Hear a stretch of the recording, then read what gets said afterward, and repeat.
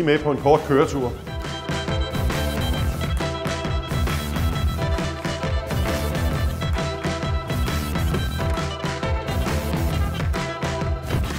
Vi skal en tur til Sverige. Det her det er nemlig en til 4 ture, der kan køre på biogas og naturgas. Og det kan man ikke tanke her på Sjælland.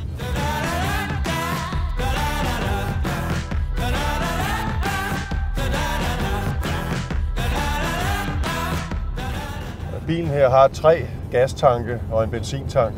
Og indholdet af gastanken det kan bringe os, når de er fyldt selvfølgelig, over 500 km. Og når de er tomme, og man ikke lige kan finde en gastank i nærheden, ja, så kan man bare skifte over til benzin i stedet for. Benzintanken rummer 15 liter, og så kan man altså køre yderligere næsten 200 km. Og med 14-15 liter benzin i tanken, så har bilen her en rækkevidde, der er længere end de fleste elbiler, selv når de er ladet helt op. Og der er ingen forskel på at køre på benzin eller gas. De 150 hestekræfter er til rådighed med begge typer brændstof.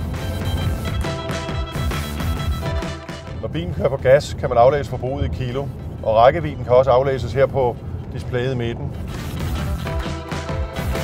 Når bilen kører på naturgas eller biogas, så er forbruget 19,6 km literen efter EU-normen.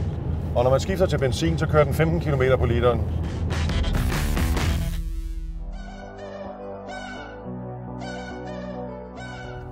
Tankmåleren her viser indholdet af enten gas eller benzin.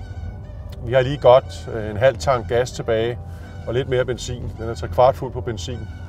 Men nu fylder vi begge tankene op. Og her kan vi tanke biogas, så der kommer CO2-udslippet endnu længere ned. Vi kan være helt nede på 15-20 gram, afhængig af hvordan gassen er produceret.